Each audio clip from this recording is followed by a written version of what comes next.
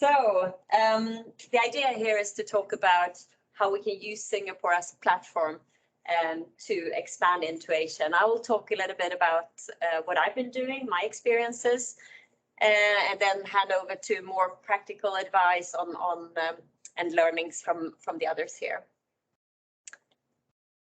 If I can get this work. Here we go.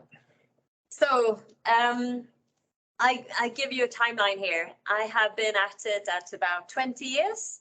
And funnily enough, it seems to coincide with Kezzler's journey as well. So on top, you have my journey. I started in the telco industry around 2002. And then I moved to software in some 5 years later. And after that, when I was done at Symantec, after almost 10 years, I moved into working for Norwegian technology scale-ups, Camo Analytics, Cyvis, and now today I'm working with Kezzler. So that's kind of my timeline.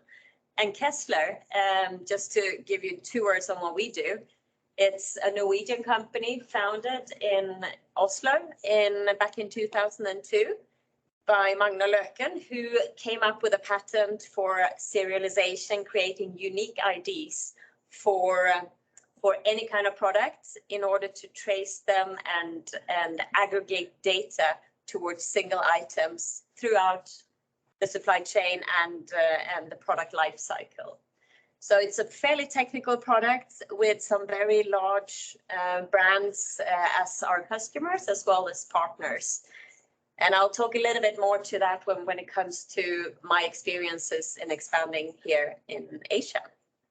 So maybe I should also mention that I've been with Kezzler now for since December last year, and came here to Singapore to build Kezzler's business here. One of the questions I'm sometimes getting this, right?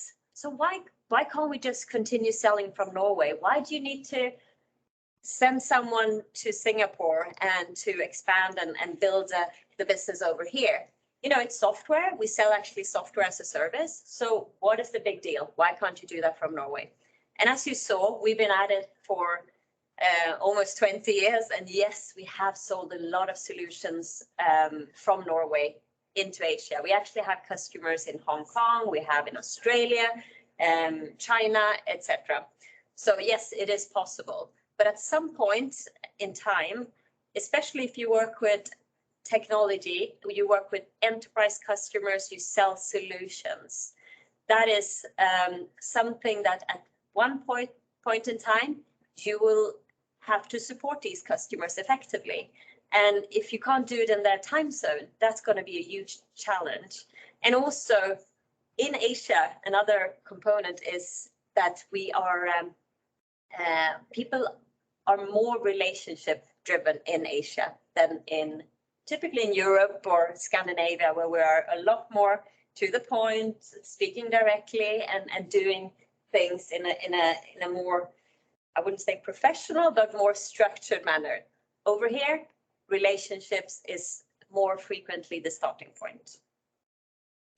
So again, technology, complex solutions, and large enterprise customers with multinationals is a common segment for us or for myself to work with. Just thinking, yes. So that's a little bit on why you want to start thinking, if that's your scope for your business, that you have a fairly complex product, you might want to think in those manners. Coming back to giving you a little bit more hands-on examples. When I first came to Singapore, I actually applied for a job internally at Symantec, where I was employed as an EMEA. I was covering Europe and Middle East and Africa. And then I applied for a job in Singapore to cover Asia Pacific. And honestly, I knew nothing about this market at that time. I had been in Thailand for a diving holiday when I was 18 that I put forward in the interview, and they trusted me to take on the job. But since then, I've learned a lot, of course. So spending around 4 years here working for an American software company to begin with gave me a really good idea on how things worked over here. And then when I came back to Norway, I realized I wanted to work with an international company and preferably one with presence in Asia. So I came to Camo Software, as it was called at the time, now Camo Analytics, and actually spun off and sold to Aspen Tech after I left. So that was good news. But I want to tell you a few small anecdotes from these companies that I've been through. So for Camo, it started out with kind of a crazy Japanese guy who I've been to meet a couple of times. He basically was really into multivariate analysis. And for some reason, in the community on multivariate analysis, someone at Camo in Norway got in touch with this guy. And that's how we created an entity in Japan. You could think it's random, you could think it's a bit odd, but that was a pretty significant part of our business. We also, during my tenure at Camo, we started looking at the Chinese markets as a huge opportunity. And we got in touch with a university there. And actually, I was a part of signing a contract with them to be our reseller.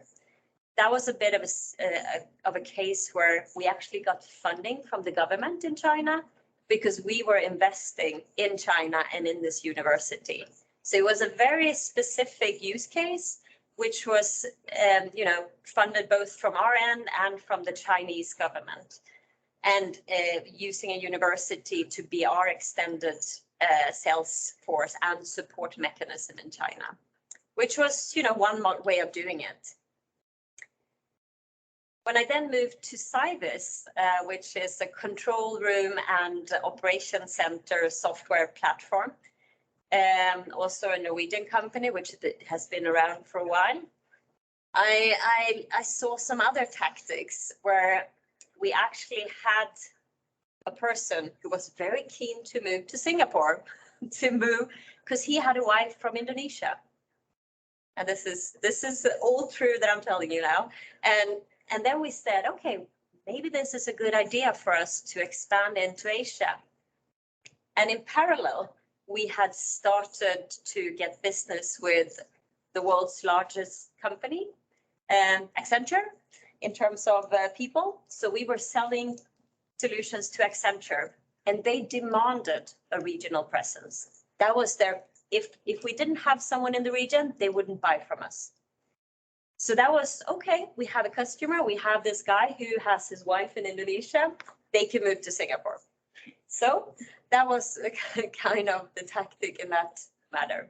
We also happen to have Accenture wanting to build something in Australia. So we set up an entity there to make sure we had them covered. And finally, China was also on the radar there because of our hardware supplier in the platform we had at Cyvis. We also solicited some of the hardware from a Chinese vendor. And that meant we needed an entity in China. So, and finally, now I'm with Kezzler. I've learned a lot during these years, and similar story here. We have a customer, which is Friesa and Campina, and they have, with them, we have one of our largest serialization projects in the world. And their brand team is based here in Singapore, and they are selling these products primarily in China and Vietnam and Singapore partially. So it was just like, okay, we need to be in this part of the world. And where do we do this? As it happened, we had a Chinese employee in Oslo who was keen to move closer to his family in China. So we set up an office here to facilitate that. And finally, myself, I came into the picture. I got in touch with Kezzler, the chairman of the board, who saw I was on my way to move to Singapore. And he said, we are wanting to expand in Singapore and in Asia, but it's a bit early, but you can go and talk to them. And then we decided that that was the moment in time. I was coming here, I was the right person, Kezzler needed someone. So we decided to have a go at it. So to summarize that, people is one of the factors, right? Why you want to expand? You have an opportunity. You have the right people who can build your business. Potentially you have customers, right? Accenture or Friesland Campina. And coincidences. I don't want to, hide that fact. Sometimes it could be a bit of a coincidence that you end up here. And that's where Singapore is a bit of a place where things converge. And this is where you meet people. This is where a lot of things happen. So putting someone here is kind of never a bad idea if there is opportunity for your products and your solutions and your business in this part of the world. And that's something that Will and Anders and Paul will talk to more later. And my learning is, as you've seen, with the people part, that is essential. And how do you get the right people on board, right? How do you make that moment in time support your business? You need some people who can run with it. And I'm actually Swedish. I'm not Norwegian. I feel very Norwegian, but I'm Swedish. But just having a Scandinavian person, I think a lot of Norwegian companies will find that useful to have someone who can bridge the culture gap. However, as startups or scale-ups, we are small, right? There are only so many people and feet on the ground, and trying to establish a business in the region, it will be challenging if you're on your own. So for me, I would say network and partners is really something to consider investing a lot of time in, maybe more than you would have thought. It's not just talking to the customers and utilizing the opportunity. It is about creating the awareness and using the network and ecosystem in place to expand. And just the final, maybe the focus, that's the hard one with a very diverse market. Asia being very fragmented, right? With China being one place, one market, Japan a completely different one, and then Australia, New Zealand. So just be aware that it is a fragmented a market, which is, there is so many different things. There is no standardized regulatory framework. So if you are looking at only one of the countries or one of these markets, I would just be cautious to say, if you're in Singapore, you want to be sure to focus on the right markets. If it is only China you're going after, maybe you should go to China instead. Just one of those words. And that, I think, was my final slide.